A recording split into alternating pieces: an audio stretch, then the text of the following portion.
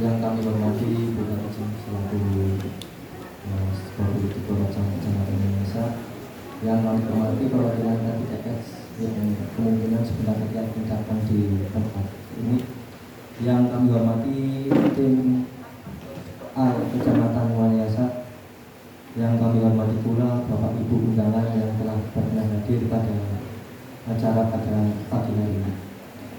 Pertama-tama marilah kita panjatkan puja dan puji syukur kehadirat Allah Subhanahu wa Ta'ala yang telah memberikan kita kenikmatan sehingga kita dapat berkumpul pada acara penguatan kapasitas sumber daya manusia guru dan evaluasi satuan pendidikan yang dilaksanakan di Sabtu. Sholawat serta salam tak lupa kita aturkan kepada junjungan kita Nabi Agung Muhammad Sallallahu Alaihi Wasallam yang kita nantikan syafaatnya besok di yaumul qiyamah. Bapak Ibu, untuk acara pada pagi hari ini sebenarnya adalah penyusunan kisi-kisi dan soal asas 1 yang akan dilaksanakan pada bulan Desember besok. Di sini kami juga masih belajar, nanti kita belajar bersama tentang penyusunan kisi-kisi dan penyusunan soal. Jadi untuk teknisnya itu adalah setiap guru nanti membuat 2 kisi-kisi dan 2 soal. Untuk tahun kemarin kan hanya 1 kisi-kisi dan yang tahun kemarin itu adalah hanya 1 soal. Untuk tahun ini kita kisi-kisi tidak ada dari kabupaten, sehingga kisi-kisi dibuat mandiri oleh masing-masing kecamatan. Kita akan memberikan materi sedikit untuk mengantarkan pembuatan kisi-kisi. Bapak Ibu tahu kisi-kisi itu apa? Ada yang tahu? Kisi-kisi itu apa? Apa aja tahu? Kisi-kisi itu apa?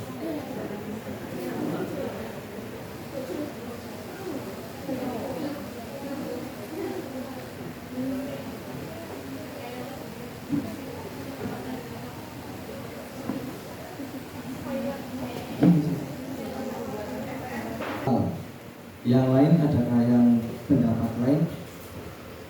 Bapak-bapakmu, Pak Adil, wah nggak tahu. Pak Jatuh mungkin. Kisi-kisi itu apa?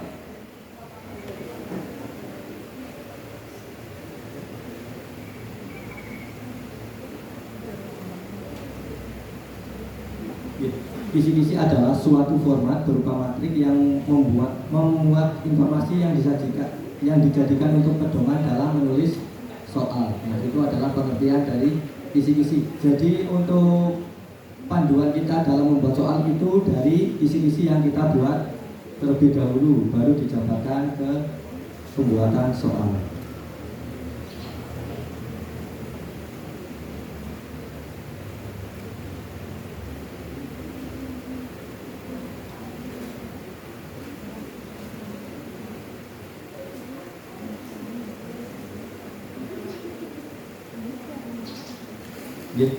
Nah, untuk tahun kemarin kisi-kisi itu dari kabupaten sudah dibuat.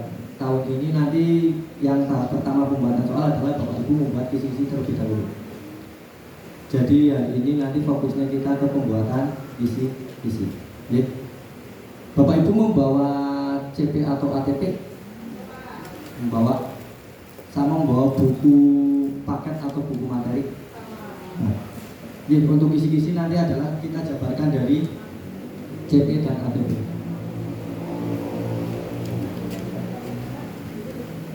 Kisi-kisi itu berfungsi sebagai pedoman dalam penulisan soal atau dalam merakit soal menjadi suatu teks. Itu adalah pengertian kisi-kisi. Mohon maaf untuk PowerPoint ini belum dapat ditampilkan. Nanti di konsep pembuatan kisi-kisi yang pertama adalah formatnya. Itu format dalam pembuatan kisi-kisi adalah berupa matrik yang memuat informasi yang dijadikan pedoman untuk menulis soal. Penulisan yang berbeda harus menghasilkan soal yang sama baik dari segi lingkup materi, konstruksi, bahasa maupun tingkat kesukaran.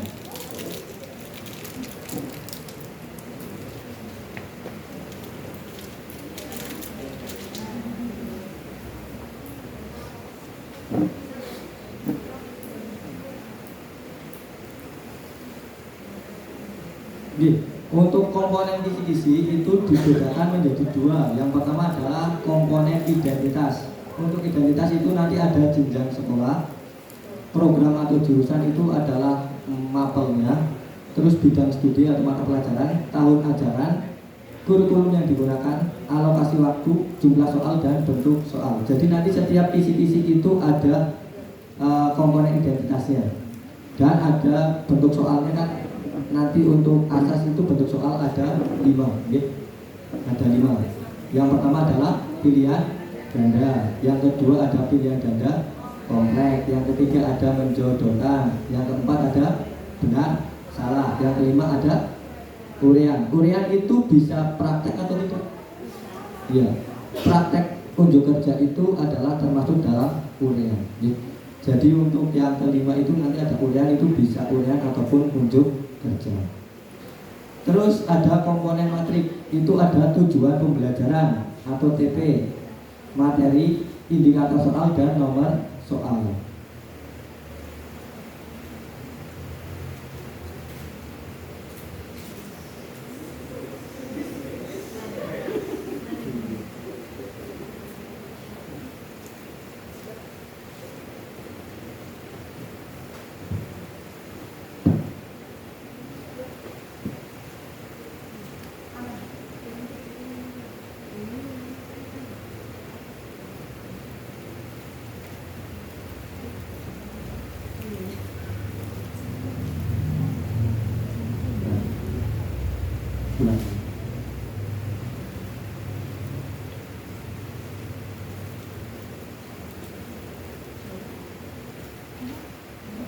Ini untuk yang tadi untuk pengertian kisi-kisi.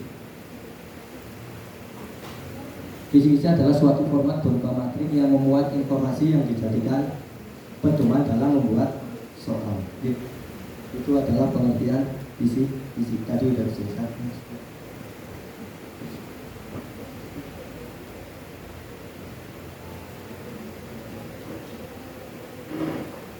Kisi-kisi berfungsi sebagai pedoman dalam pembuatan soal. Jadi kita dalam membuat soal itu sesuai dengan kisi-kisi, jangan melenceng dari kisi-kisi. Misal kisi-kisinya adalah tentang pertumbuhan dalam, misal adalah tentang atletik, berarti nanti soalnya itu tentang atletik, harus sesuai dengan kisi-kisi, tidak boleh menyimpang dari kisi-kisi karena kisi-kisi adalah pedoman dalam membuat soal. Nah, ini konsep pembuatan kisi-kisi. Formatnya itu berupa matrik. Nanti dalam membuat kisi-kisi ada format tersendiri yang akan kita berikan di grup. Nanti dalam membuat kisi-kisi langsung praktek. Kita bisa di grup nanti ada format dalam membuat kisi-kisi. Itu berupa matrik yang memuat informasi yang dijadikan pedoman untuk menulis soal dan merakit soal menjadi tes.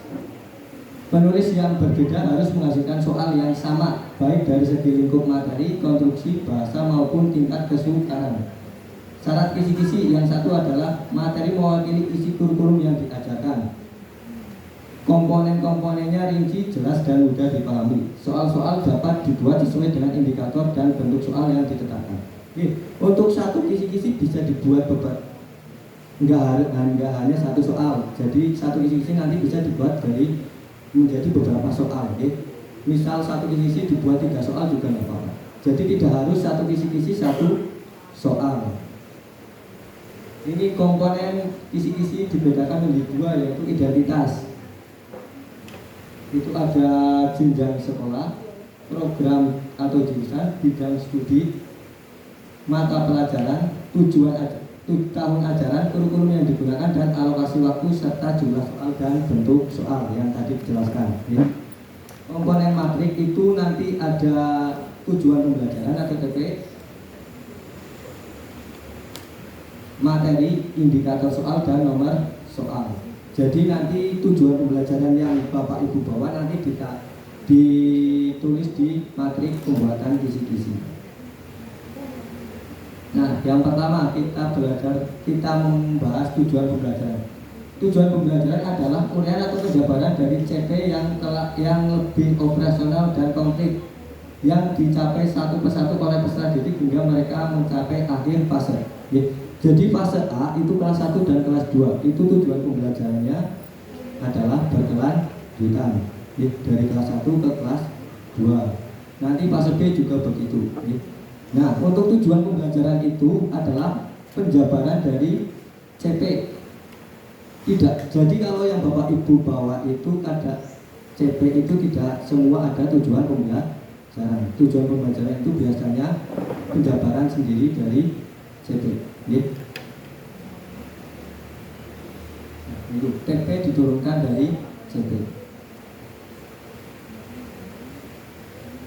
Yang kedua ada materi dalam kisi-kisi soal. Materi merupakan bahan ajar yang harus dikuasai siswa berdasarkan kompetensi dasar yang akan diukur. Nah, jadi materinya disesuaikan dengan CP-nya. Dari setiap materi itu nanti diukur untuk penilaiannya di kisi-kisinya.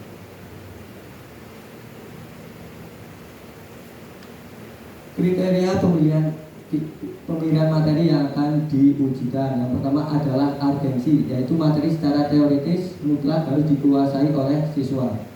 Yang kedua ada kontinuitas, yaitu materi lanjutan yang merupakan pendalaman dari satu atau lebih materi yang sudah dipelajari sebelumnya, baik dalam jenjang yang sama maupun antar jenjang. Relevansi, yaitu materi terpilih merupakan materi yang berkaitan dengan dan diperlukan untuk mempelajari atau memahami bidang studi lain.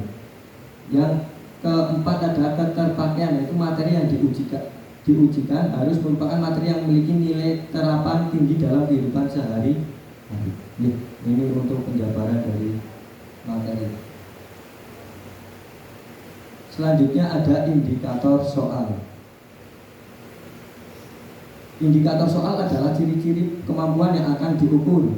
Penulisan indikator itu penting karena merupakan dasar untuk penulisan soal yang diharapkan dapat mengungkap kemampuan murid yang hendak diukur.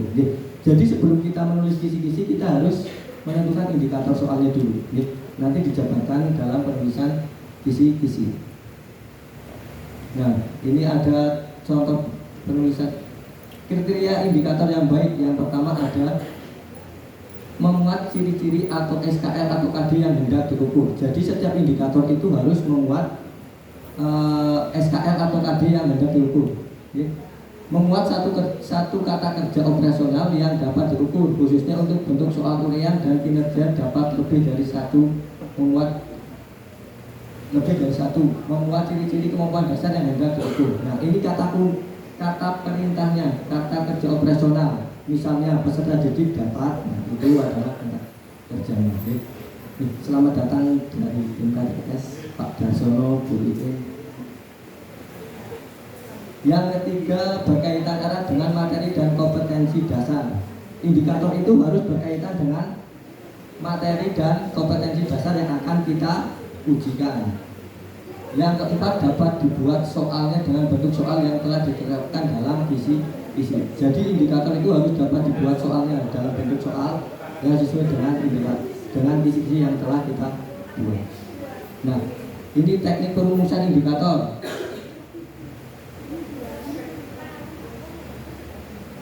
Bila soal terdapat stimulus, maka rumusan indikatornya adalah disajikan atau siswa dapat. Nah, ini contoh indikator dalam pembuatan kisi-kisi. Misalnya disajikan sebuah bacaan tentang atletik. Terus siswa dapat memahami gerak-gerak atletik yang ada dalam bacaan. Nah, ini contohnya. Siswa dapat menjelaskan makna dari kebugaran jasmani juga bisa. Nah, itu contoh stimulus dalam perumusan indikator. Itu dapat kata-katanya dapat disajikan ataupun siswa dapat. Itu untuk yang stimulusnya. Bila soal tidak menggunakan stimulus, maka indikatornya adalah siswa dapat membedakan. Nah, yang membedakan itu biasanya di contoh soal pilihan ganda kompleks ataupun menjodohkan.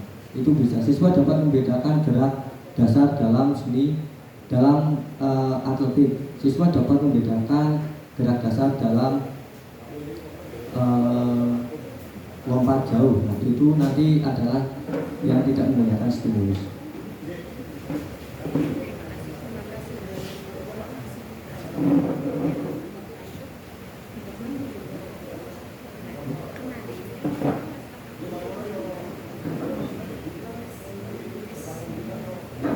Di sini kita ada dimensi kognitif.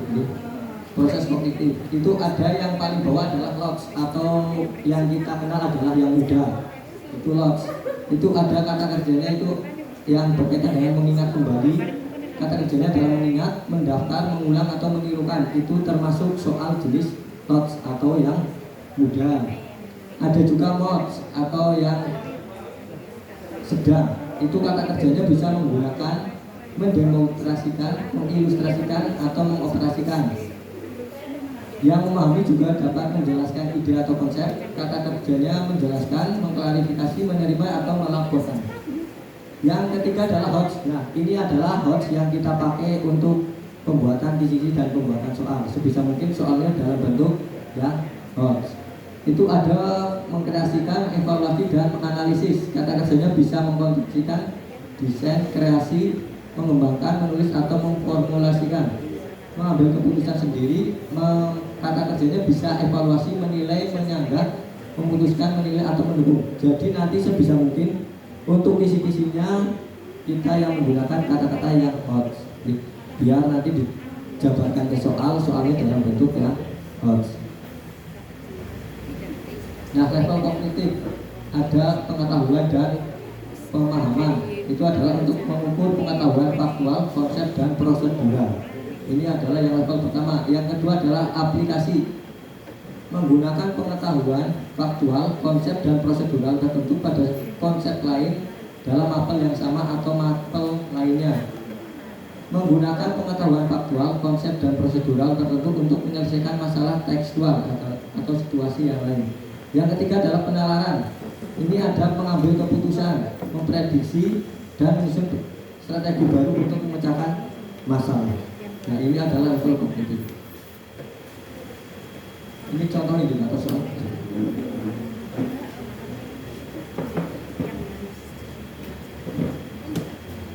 Nah, disajikan gambar beberapa tumbuhan. Peserta didik dapat menganalisis cara perkembangbiakan tumbuhan tersebut dengan benar. Ini adalah contoh indikator. Teks yang berwarna merah itu adalah kondisional. Yang berwarna biru itu adalah audiens, adalah peserta didik. Teks yang berwarna ungu adalah behavior. Nah, untuk yang indikator itu memuat 3 komponen tersebut. Yang pertama ada 4. Ada kondisional, audiens, behavior, dan degree. Degree itu yang dengan benar, ataupun selain dengan benar itu bisa dengan tepat juga bisa. Nah, yang degree. Yang berwarna merah itu disajikan gambar juga bisa diganti dengan disajikan sebuah ilustrasi, itu juga bisa. Ataupun disajikan sebuah selain gambar, ilustrasi juga teks, itu juga bisa. Yang peserta didik, yang audiens itu emang untuk yang kurikulum merdeka itu siswa sudah diganti dengan peserta didik. Untuk kata-kata peserta didik juga. Dan yang ketiga adalah behavior, itu dapat menganalisis cara perkembangbiakan tumbuhan tersebut. Nah, ini nanti bisa diganti dengan kata perintah yang sesuai dengan kisi-kisi yang akan dibuat. Contohnya juga bisa menjelaskan tahapan dalam perkembangbiakan tumbuhan juga bisa.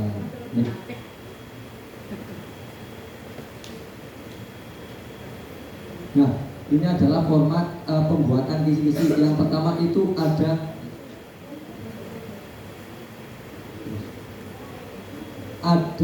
yang pertama adalah ya ada jenis sekolah, itu adalah apa tadi? Identitas. Yang pertama ada identitas, adalah jenis sekolah, kelas atau semester, mata pelajaran, program studi atau jurusan, tahun ajaran, kurikulum, jumlah soal, dan bentuk soal. Yang kedua ada, nah itu udah masuk matriks. Untuk tujuan pembelajaran nanti kita tulis apa, materinya apa, terus indikator soal, level kognitif, bentuk soal, dan nomor soal. Nah, ini contoh materi pembuatan kisi-kisi soal. Sampai sini ada pertanyaan Bapak Ibu? Nggak mudah, bingung. Ya, nanti untuk materinya kita share di grup. Nah, gimana Pak Pacar? Ada pertanyaan? Bu Ika? Untuk kisi-kisi itu kita nanti habis ini langsung praktek pembuatan kisi-kisi. Yang pertama nanti kita berkelompok sesuai fase masing-masing. Fase A, B, C, yang agama nanti sendiri yang mapel, dan yang PJOK juga sendiri. Nanti berkelompok sesuai fasenya.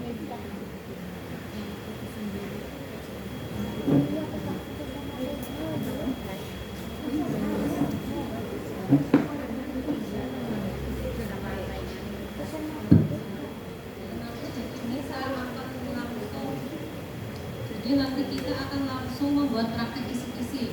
Karena biasanya dalam membuat soal kisi-kisinya kan kita sudah ada, tinggal membuat soalnya. Nah, untuk sekarang kita itu diawali dari membuat kisi-kisinya yang lebih dahulu. Jadi nanti disesuaikan dengan CV-nya, disesuaikan dengan materinya juga.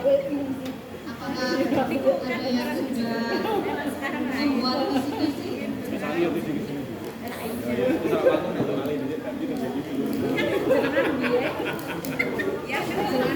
Pembelajarannya itu dituliskan, kemudian materinya apa, baru setelah itu dibuat indikator soalnya. Kemudian ada level kognitifnya, kan tadi ada yang log, mod sama log. Kemudian bentuk soalnya tadi juga kalau di ACC yang sekarang kan ada 5 bentuk soal, untuk soalnya juga.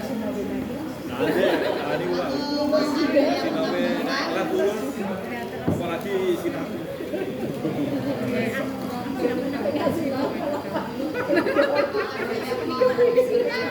Ini lagi dia ada bubar ini. Kita belajar lah ya Pak. Masih tahu kan? Orang sinau itu. Jadi guru kan dia Pak. Sinau apa sih yang itu?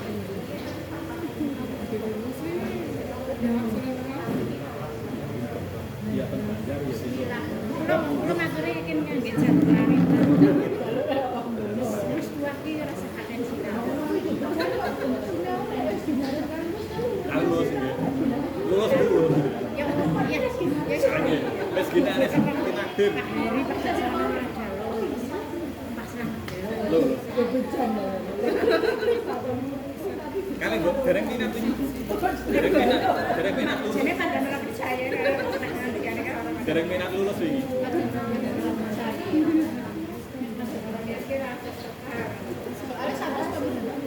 Ye, kisaran.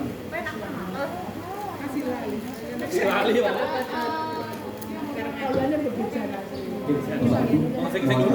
Nanti kita langsung berkelompok per fase gitu. Nanti langsung praktek pembuatan kisi-kisi dan pembuatan soal. Monggo untuk fase A sebelah